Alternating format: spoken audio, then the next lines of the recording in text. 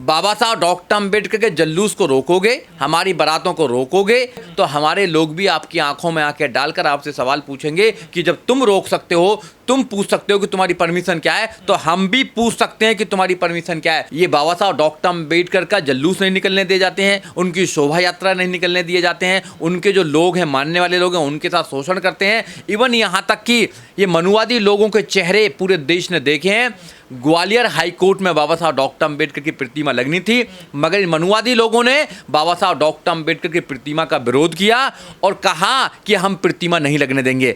अगर पूरे देश के सामने कुछ चंद लोग, मनुवादी लोग, बाबा साहब डॉक्टर अम्बेडकर की प्रतिमा का विरोध करते हैं तो प्रधानमंत्री चुप रहते हैं, मुख्यमंत्री चुप रहते हैं। तो आज जिन लोगों ने उनकी आंखों में आंखें डालकर उनसे सवाल पूछा है कि तुम्हारे पास परमिशन है कि नहीं है, जो कानून तुम्हारे लिए है वो कानून हमारे लिए है, तो गलत तो कुछ किया नहीं है। मैं वहाँ की वीडियो देख रहा था, वहाँ के नौजवानों ने कहा है कि भाई जैसा आप हमारे साथ करोगे हम तुम्हारे साथ करेंगे, और करना भी ऐसा ही चाहिए कि अगर तुम्हारे साथ में कोई जातिवाद करता है तो आपको उसको जवाब देना चाहिए। अगर तुम्हारे घोड़ों को कोई रोकता है, घोड़ी को रोकता है जब तुम बारात चढ़ाने जाते हो, तो आपको भी उसका जवाब देना चाहिए, शांत नहीं बैठना चाहिए। बाबा साहब डॉक्टर अम्बेडकर ने कहा है कि जुल्म करने वाले से जुल्म सहने वाला ज़्यादा गुनाहगार होता है। ये तो पुलिस का काम था ना, पुलिस जांच करती इनके पास परमिशन है या नहीं है।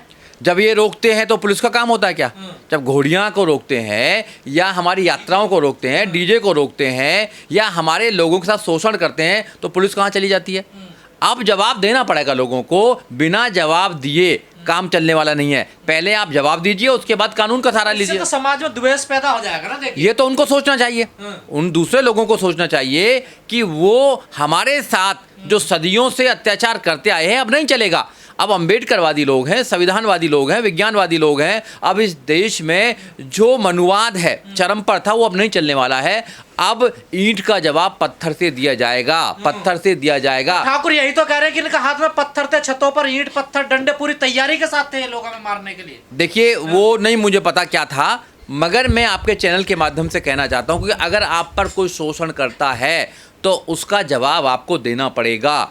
आपको शोषण नहीं सहना है। बाबा साहब डॉक्टर अम्बेडकर ने क्लियर कहा है कि जुल्म करने वाले से जुल्म सहने वाला ज़्यादा गुनाहगार है। जब तक तुम जुल्म को सह रहे हो, तुम पर अत्याचार हो रहा है, जुल्म हो रहा है। जिस दिन तुम अत्याचार को सहना बंद कर दोगे, आप पर अत्याचार होना बंद हो जाएगा। ये तो धार्मिक यात्रा थी ना, कलश यात्रा धार्मिक होता है। कोई भी हो, कुछ भी फर्क नहीं पड़ता इस बात से। अगर आप हमारे बाबा साहब डॉक्टर अम्बेडकर के जल्लूस को रोकोगे, हमारी बारातों को रोकोगे, तो हमारे लोग भी आपकी आंखों में आंखें डालकर आपसे सवाल पूछेंगे कि जब तुम रोक सकते हो, तुम पूछ सकते हो कि तुम्हारी परमिशन क्या है, तो हम भी पूछ सकते हैं कि तुम्हारी परमिशन क्या है। एक ही गांव में रहने वाले लोग अगर एक ही गांव के लोगों की बारात को रोकते हैं, उनकी यात्रा को रोक करते हैं, तो वो लोग नहीं रोक सकते क्या? तो एटा के दलित समाज ने एक नजीर बनाया क्या? नहीं, बिल्कुल नजीर बननी चाहिए। केवल दलित समाज की बात नहीं है, किसी भी समाज के साथ अगर कोई समाज शोषण करता है तो उसको जवाब देना चाहिए, ये मेरा मानना है। और कानून के माध्यम से भी जवाब देना चाहिए, और जैसे भी वो जवाब लेना चाहते हैं वैसे जवाब देना चाहिए। क्योंकि अगर आप जवाब नहीं देते हैं तो उनके जो लोग हैं समझते हैं कि डर चुके हैं ये। यहाँ आप मान सम्मान से कानून का आप सहारा लेते हैं, मगर वो लोग नहीं समझते। रास्ता तो सबका है ना, कोई अकेले जाट वो गए दलितों का थोड़ा ही। हाँ, तो ये उनका वर्चस्व थोड़ा ही। तो ये तो इस देश के लोगों को पता होना चाहिए ना कि सबका रास्ता है, सब जगह सब लोग घोड़ी पर चढ़ सकते हैं, सब लोग सब जगह से पानी पी सकते हैं, सब लोग मंदिरों में जा सकते हैं, सब लोग अपना जुलूस निकाल सकते हैं, डीजे चला सकते हैं, सब कुछ चला सकते हैं। उनको ये समझ में नहीं आती क्या वाली बात? ये समझ में आनी चाहिए ना। देश सबका से कुछ रुकावट होगी क्या? देश सबका है, समझ में आना चाहिए। देश में संविधान चलता है, देश में कानून के समक्ष सब लोग समान हैं, ये समझ में आना चाहिए। इनके बाप का देश नहीं है, ये सबका देश है। इसलिए इस देश में अगर कोई भी अत्याचार करेगा, कोई भी शोषण करेगा, और अब लोग नौजवान साथी उनका जवाब देने लगे हैं, बहुत अच्छी बात है। जब तक तुम जवाब नहीं देते थे, आपके पूर्वजों पर, आपके बुजुर्गों पर शोषण होता था।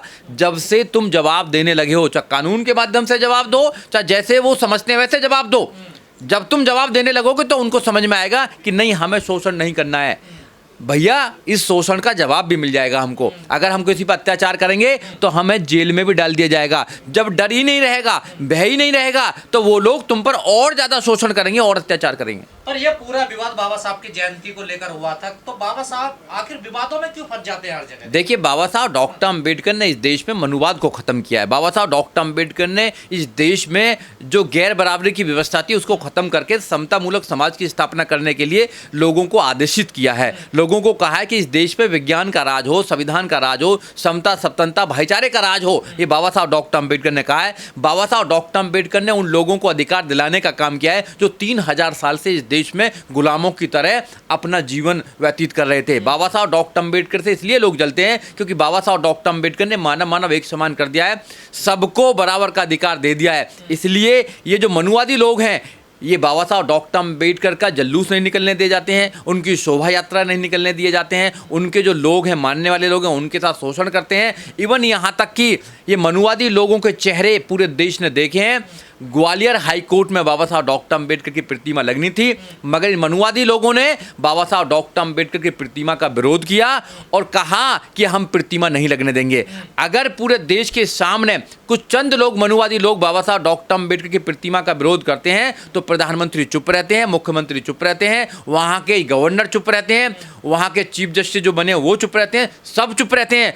कोई बाबा साहब डॉक्टर अंबेडकर की मूर्ति को लगाने के लिए तैयार नहीं है। जिस देश में बाबा साहब डॉक्टर अंबेडकर ने संविधान बनाया, जिस देश में बाबा साहब डॉक्टर अंबेडकर ने डेमोक्रेसी को मजबूत किया, जिस देश में बाबा साहब डॉक्टर अंबेडकर ने आरबीआई की स्थापना की, महिलाओं को आज़ाद कराया और बाबा साहब डॉक्टर अंबेडकर ने प्रत्येक व्यक्ति को समान अधिकार देने का काम किया, उस बाबा साहब डॉक्टर अंबेडकर की आज 75 साल के बाद भी आज बाबा साहब डॉक्टर अंबेडकर की स्टैचू का विरोध हो रहा है। ये समझना चाहिए। बाबा साहब ने संविधान बनाया, पर अनिल मिश्रा कह रहे हैं बाबा साहब ने संविधान नहीं बनाया, तो उनको संविधान का रचयिता कहना गलत बात है। Baba Saheb doctor Ambedkar, he was the chairman of the drafting committee. Baba Saheb doctor Ambedkar the father of the constitution.